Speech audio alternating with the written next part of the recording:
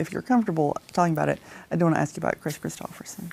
The vocabulary of his depth was unheard of for here. One day I was listening to it and it dawned on me it was the exact same melody as helped me make it through the night.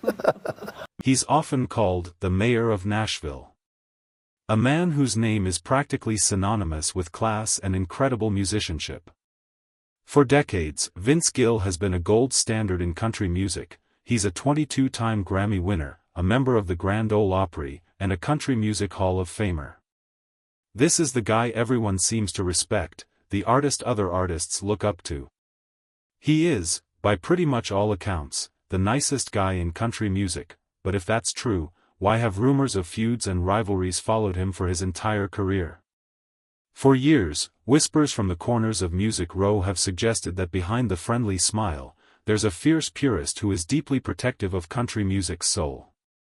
These stories have created a kind of unofficial list of musicians that Vince Gill supposedly can't stand, not out of personal spite, but because of what he feels they represent artistically. Tonight, we're looking into those rumors. We're going to explore the alleged feuds and artistic disagreements that have simmered under the surface for years. This isn't a story about public fights or social media wars.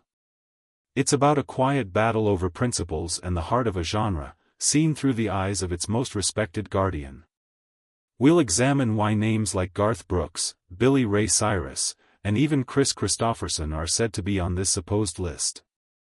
The truth is far more complex and fascinating than a simple hate list, and it paints a picture of a man who is far more fiery about his craft than his public persona suggests. To get why the rumored rift between Vince Gill and Garth Brooks even exists, you have to go back to the seismic shift in country music in the early 1990s.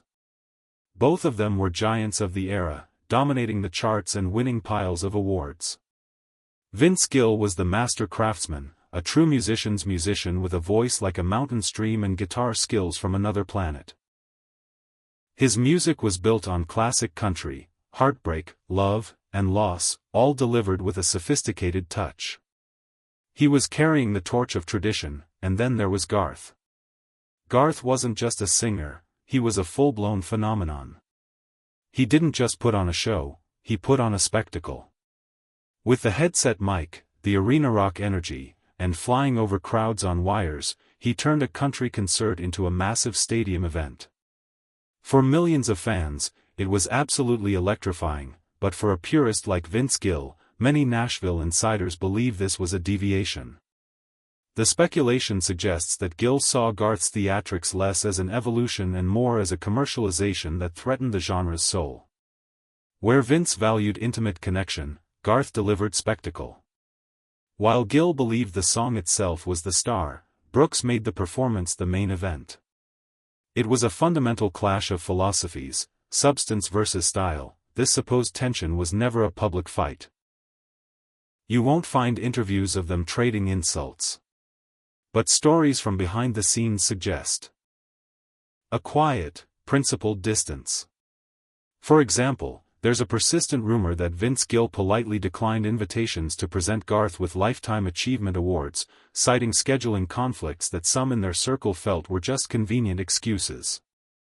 While this is unconfirmed, it speaks to a narrative that Vince couldn't publicly celebrate an approach to music he felt was diluting the art form he cherished. Another story that's made the rounds in Nashville for years, though never verified, supposedly took place at a CMA event. Surrounded by industry folks, Vince is said to have joked that, country music isn't Broadway with boots. Everyone reportedly laughed, but the target seemed clear. It was a subtle critique of the high-octane style Garth perfected. For Vince, this was never about jealousy. He has more Grammy Awards than any male country artist in history. It was about artistic integrity. He saw himself as a guardian of tradition, and in his view, Garth Brooks had created a version of country music that felt disconnected from its roots. If the issue with Garth Brooks was a philosophical divide, the arrival of Billy Ray Cyrus in 1992 was more like a cultural flash flood. Achy Breaky Heart wasn't just a song, it was a global sensation that kicked off a line dance craze and made a singer from Kentucky a household name overnight. With the mullet, the sleeveless shirts, and the dance moves, Billy Ray brought a new kind of image-first stardom to Nashville. For an artist like Vince Gill, this allegedly represented a crisis for the genre. Vince built his career on musical substance. He was a virtuoso guitarist and a songwriter who cared about lyrical depth. His success came from a long, steady climb of paying his dues. Then along came Achy Breaky Heart, a song with a few simple chords and a hook so repetitive it felt like a novelty. According to one of the most famous and widely repeated rumors in Nashville, a dismayed Vince was overheard backstage at an awards show saying that the song set country music back 10 years. Now, Gill has never confirmed this, and it might just be industry gossip, but the reason the story sticks is because it perfectly captures how traditionalists felt at the time. It points to a disdain not for Billy Ray the person, but for the marketing machine he represented. Billy Ray's success was driven by the look and the dance, elements that, in Vince's purported view, overshadowed real musicianship. The professional distance between them seemed clear. They never collaborated or performed together, and when they crossed paths, insiders described the vibe as polite but cold. Vince, always the professional, would never be rude, but there was a sense that he didn't view Billy Ray as a serious steward of the genre. This wasn't just about different styles, it was about different values. Vince represented the long road of dedication and craft. The achy breaky heart phenomenon, in this view, symbolized a shortcut, a sign that a catchy hook and a marketable look could bypass the dues paying that artists like Vince held sacred. While Garth expanded the stage and Billy Ray brought the image, it was Shania Twain who arguably blew the doors off the genre entirely. With albums like Come On Over, Shania didn't just cross over to pop, she built a diamond-certified superhighway between Nashville and top 40 radio. Her music, produced with her rock producer husband Mutt Lange, was a glossy fusion of country sounds and pop-rock anthems. The fiddle was still there, but it was now next to slick drum machines and soaring rock guitars. For millions, Shania was a breath of fresh air. But for traditionalists, and allegedly for Vince Gill, her massive success represented the final victory of commercialism over roots. The very things that made Shania a global superstar, the polished production, the pop hooks, the high-fashion videos, were supposedly the same things that worried a purist like Vince. Vince Gill's musical identity is built on authenticity. He champions the sound of steel guitars and raw vocals. In a 1998 interview, at the peak of Shania mania, he talked about releasing The Key, a hardcore traditional country album, because he saw that style of music waning and wanted to honor it. He once famously said, "We lost a generation of real country fans chasing radio hits." While he never mentioned Shania by name, many believed the comment was aimed at the pop country wave she was leading. The rumored tension was a quiet one. In Nashville's close-knit world, where duets and public praise are common, their paths rarely crossed professionally. There were no collaborations, and you won't find interviews where he gushes about her chart dominance. That silence was interpreted by many as disapproval. According to insider accounts, this wasn't personal. It was a matter of principle. To Vince, the soul of country music was in the raw, unpolished emotion of a Hank Williams or George Jones. Shania's music, with its pop perfection, allegedly felt too manufactured. In the late 90s, as Shania was conquering the world, Vince went the other way, releasing an album that was a direct callback to the past. It was a statement. Shania was redefining what country music could be, while Vince was dedicating himself to preserving what he felt it always had been. This name on the supposed list might be the most shocking, because the rumored friction between Vince Gill and Kris Kristofferson wasn't about selling out. It was about something deeper, a fundamental disagreement over what it means to be an artist. Kris Kristofferson is a songwriting giant, an outlaw poet, who wrote masterpieces like Sunday Mornin', Comin' Down. His style was raw, gritty, and unpolished. His live shows could be unpredictable, even messy, but they had a charm that came from his total disregard for perfection. He was celebrated for his flaws. For Vince Gill, a musician who has spent his life chasing technical perfection, this was reportedly hard to watch. Vince is a master craftsman. Every note he plays and sings is precise and controlled. He came from bluegrass, a genre that demands incredible skill. To him, discipline and practice were everything. While Vince has always publicly expressed deep respect for Kristofferson's legendary songwriting, Nashville lore suggests he was frustrated by the performance side of things. The rumor mill painted a picture of Vince seeing Kristofferson's celebrated messiness not as authentic, but as a lack of discipline. However, this narrative of a feud is almost certainly false. There's no real evidence of animosity, and in fact, there's evidence of the opposite.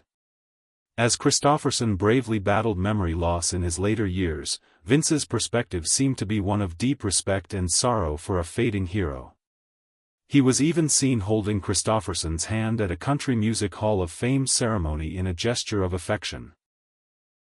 This suggests any frustration was never personal hatred, but a reflection of Vince's intense passion for musical excellence.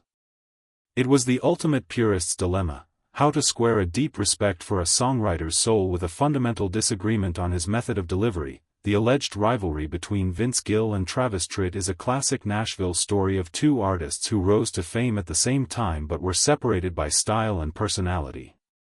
They were both part of the legendary Class of '89, alongside Alan Jackson and Clint Black. But while they shared the charts, they didn't share a worldview. Vince Gill was the smooth, soulful balladeer. His music was often introspective, drawing from traditional country and western swing. He was the consummate professional, a unifying figure in the Nashville community. Travis Tritt, on the other hand, was the outlaw. He leaned into a southern rock-influenced, maverick image, positioning himself as an heir to Waylon and Cash. His music was rowdy and rebellious. He famously chose not to join the Grand Ole Opry, cementing his independent image. According to industry observers, this clash of personas created a definite coolness between them. It wasn't a public feud, but a quiet rivalry based on opposing values. Vince was the Nashville establishment, playing by the rules. Tritt was the proud outsider, waving a flag for a grittier brand of country. They rarely, if ever, collaborated, and they didn't publicly praise each other often. In a town as small as Nashville's music scene, that quiet distance speaks volumes. It was a rivalry of identity. Ironically, both men would eventually become connected through the Eagles. Tritt helped get the band to reunite for his cover of "Take It Easy" in the '90s. Decades later, after Glenn Frey passed away, Vince Gill was famously asked to join the Eagles, a huge testament to his musicianship. This shared link highlights the irony. Both were respected for their immense talent, but they represented two very different sides of the same country coin. The final name on this supposed list is easily the most unusual, as it involves an artist from a totally different world. The feud with Kanye West wasn't a rivalry at all, but a single, pointed comment that revealed a universe of difference between two artists. Kanye is on this list because of what he represents: a modern culture of ego and spectacle that is the polar opposite of Vince Gill's entire philosophy. The moment happened at the 2008 Grammy Awards. Kanye was nominated for Album of the Year, and earlier in the night, he'd given a speech essentially declaring that he or Amy Winehouse deserved to win it. A little later, Vince Gill walked on stage to accept the award for Best Country Album, presented to him by a Beatle, Ringo Starr. Holding the Grammy, Vince looked out at Kanye in the front row and delivered a perfectly timed, witty line. "I just got an award given to me by a Beatle," Vince said with a grin. "Have you had that happen yet, Kanye?" The audience loved it. Backstage, Vince clarified it was all in good fun, calling himself a smartass and saying he enjoyed Kanye's spunk. But the comment hit home because it cut to the heart of a massive cultural divide. Vince Gill comes from a tradition of humility. You earn respect, you honor your heroes, and you let the music do the talking. Kanye West built his brand on unapologetic self-belief and a refusal to be humble. For Vince, that mindset was likely everything he felt was wrong with modern music culture. it prioritized ego over art. The feud wasn't personal, it was ideological. That one line at the Grammys was a gentle reminder from country music's elder statesman that in his world, true validation comes not from crowning yourself king, but from getting a nod from a Beatle.so. After looking through this supposed hate list, it becomes pretty clear what's going on. The idea that Vince Gill hates these 6 musicians is a dramatic oversimplification. What we really see is a man with a deep, almost sacred devotion to the art of country music. Each name on this list represents a trend or a philosophy that he may have felt threatened the core principles he's dedicated his life to protecting: authenticity, humility, and craftsmanship, from Garth's spectacle to Billy Ray's image, from Shania's pop gloss to Christofferson's raw delivery, from Tritt's outlaw attitude to Kanye's ego. Each represents a departure from the traditional path Vince Gill has walked. These weren't petty feuds about chart positions.